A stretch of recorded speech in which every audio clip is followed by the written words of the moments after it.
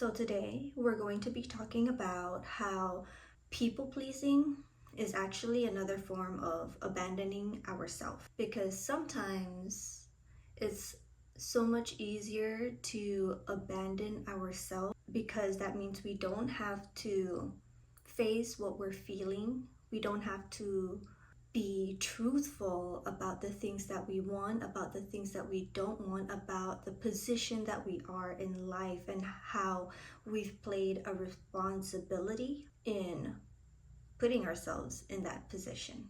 I'm not saying that if there is any abuse that you've went through or things that are out of your control, that it's your fault and you're a horrible human being.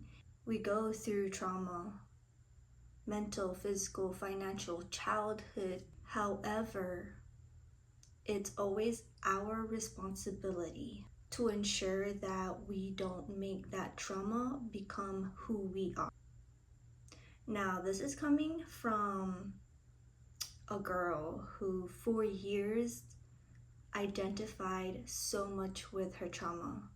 And the only way I felt like I could relate to other people was to be of service to them, to people please. I've learned throughout the years that there's a difference between being in servitude, giving of yourself, of your time, of your energy, even your money and resources because it feels good, because it is aligned, because you are overflowing and you have that desire to, versus you're giving because you feel like you need to in order to feel worthy of love, to be liked, because we're trying to fill a void within ourselves. And nothing fills that void apart from building that security, building that self-trust, building that self-respect, and knowing that our worthiness doesn't come from external things. It all sounds so freaking cliche. I'm a Taurus girly. I just turned 30 on May 6th. That means that I'm a stubborn ass bitch.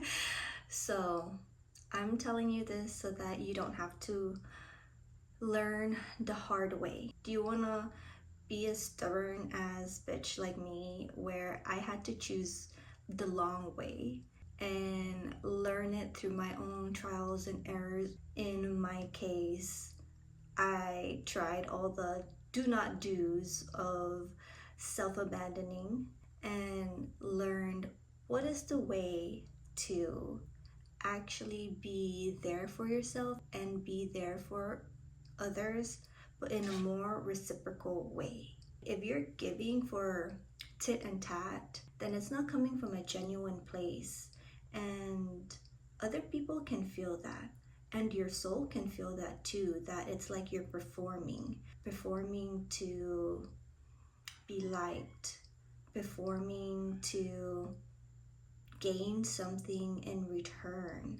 But when you're giving because you know you have abundance of, then it feels so much more in alignment.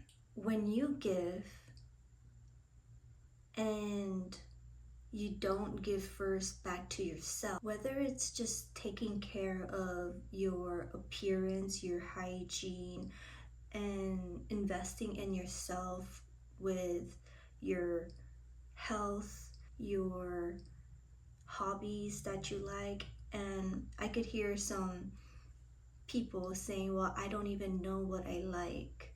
And that is totally okay, because I've been there too, where I've abandoned myself and neglected to know who I truly am, to the point that I didn't even know what I liked because I was so enmeshed with what other people liked. And like, if that's what they like, then I like that too. But the truth is, your body and your soul knows that that's not the truth. Maybe you're afraid or just not used to admitting to yourself your desires and your likes and your wants and your needs, because you feel as though they won't be met. You won't get them. They're not available to you. not available to someone like you, not available to someone that looks like you, someone with your background. And I'm here to tell you that those are just all limiting beliefs that we have been taught and programmed, whether it's from society, teachers, family members who thought they had the best intentions for us, but they were just pouring into us what they were taught, and the cycle goes on. I'm here to tell you that I came from very, very humble beginnings. However, my mindset has exponentially changed from the mindset I was programmed to be in, which is scarcity, which is not knowing that I am worthy, that I'm loved, that I'm seen, that I get to be supported, I can accept help. Like before, I couldn't even say these things out loud without like feeling like my throat is constricted in chains. That's how much my soul was constricted. If you're in the point in your journey that you've been self-abandoning, that's what I'd call it now, because when I think about people pleasing, it sounds nice. We like to sugarcoat things, right? No, call it that you're abandoning yourself. You're abandoning yourself, your inner child, your inner teenager, your future self for comfortability, for being liked. And it's okay to accept these things, or whatever the benefit it may be, emotional or physical, whether even if it's procrastinating so that we don't feel uncomfortable to step out of our comfort zone. We're all masterpieces that are in the progress of becoming even bigger masterpieces, right? So don't be too hard on yourself. Things take time. In that time, you can't guilt yourself or shame yourself into becoming the sculpture that you envision yourself to be. Like, imagine an artist and they have this mold of clay, and you could either be that artist who's just berating this mold of clay, but you're not doing anything to actually try to mold it because it needs to be perfect the first time it's created. But as an artist, the journey of creating it and then creating another until you hone your craft and try new things, that is where the magic is. It's not, I need to make one grand masterpiece, because if you've never created anything, what makes you think, and I mean, it's possible that you could make a masterpiece right then and there. However, and then what? You're bored. And then what? You want to create another thing. You're always going to be constantly in the creation process. Give yourself that grace. See yourself as an artist. You're both the artist and the art.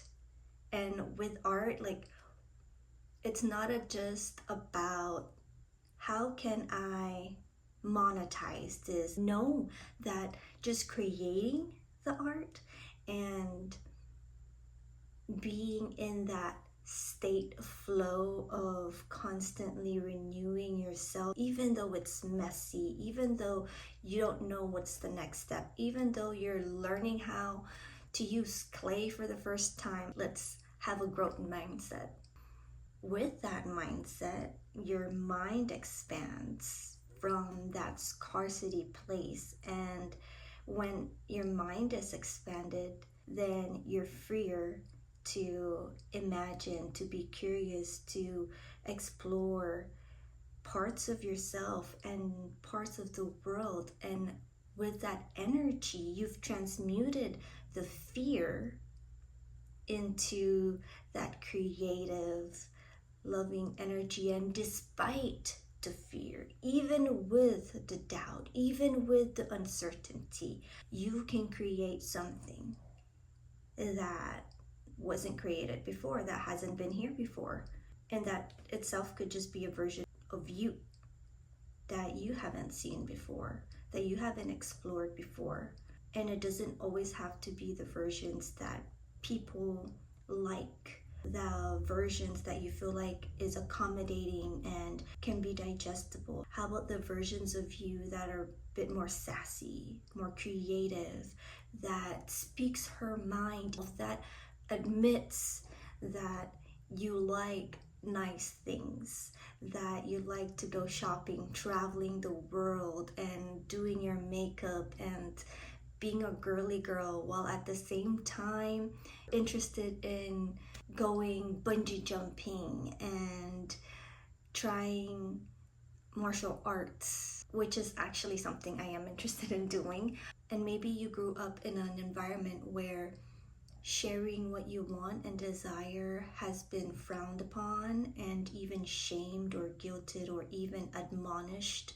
But that's not your load to carry. That's not your tradition to carry, because why carry traditions that is not even serving you? I'm thinking about like a knife. Do we blame the knife if it causes harm, or we blame the person using the knife? You could either use that knife to create a beautiful meal, nourish yourself, strengthen yourself, serve your community, try to cook new things even though it turns out not so great the first time, but you're trying, right?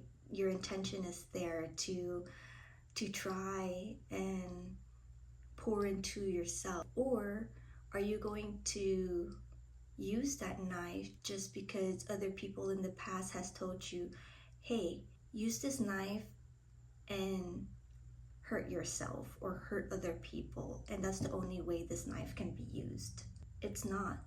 It may be the only way that it was used before.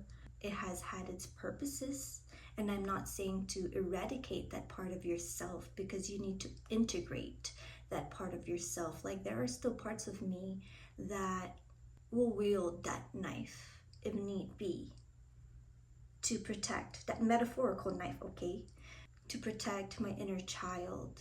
But I use it in a way where it's serving me and the greater good, not in a way where I'm abandoning myself. It's false, in my opinion, where you have to abandon yourself to a point, or be this version of yourself that you need to be perfect. You need to only be light and love, when that's not human. That's unsustainable.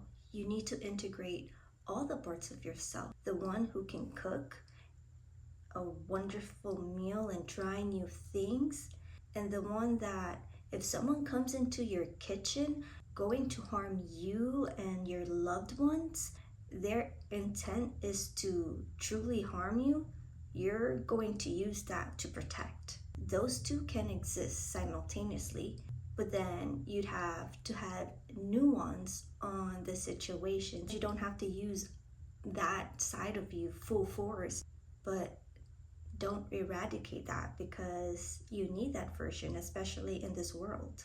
Don't be naive to be thinking we don't need that version of ourselves. We need all versions of ourselves, because that's how we stop abandoning ourselves and thinking that we need fixing, or we need to be this perfect sculpture.